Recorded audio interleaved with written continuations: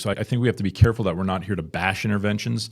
We're simply guiding them through, and we're not saying this is great, bad, or anything. We're just going to let the patient explore what they've done, because there might be some interventions within what they've been doing that have bought them the ability to pursue values where we'd say, hey, that might be something meaningful that you can keep in this, but let's teach you some skills so you can continue the pursuit of those valued activities that maybe, even though you had that short-term benefit, that you really pulled away from some of those things.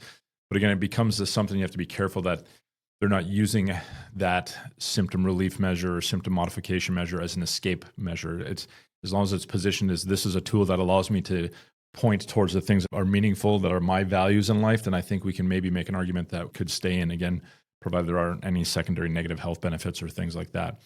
But it can be a powerful exercise to help people really see their journey and get a visualization of a lot of work put in, some short-term gains maybe gained, but long-term, they're not getting the life that they want. So then the big question becomes, now what? Okay, the patient's open to pursuing a new direction, and this is where you need to have skills.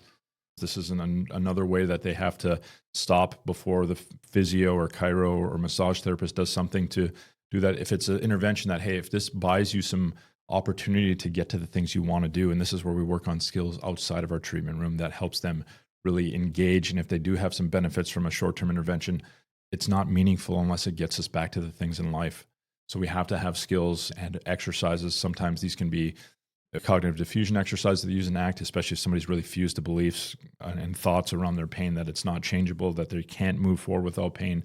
So this is where we can introduce different exercises. We can have metaphors and analogies work through the patient of dropping the struggle, where if somebody's on the end of a tug of war with a pain monster and between them is a massive cavernous bottomless hole, that if they keep pulling with this pain monster, and the harder they pull, the more this pain monster pulls back, which ideally is a visualization of what they've been doing thus far, they can see that maybe the best strategy, and again, there's a lot more nuance to this conversation, would be to drop the rope and start getting back to life.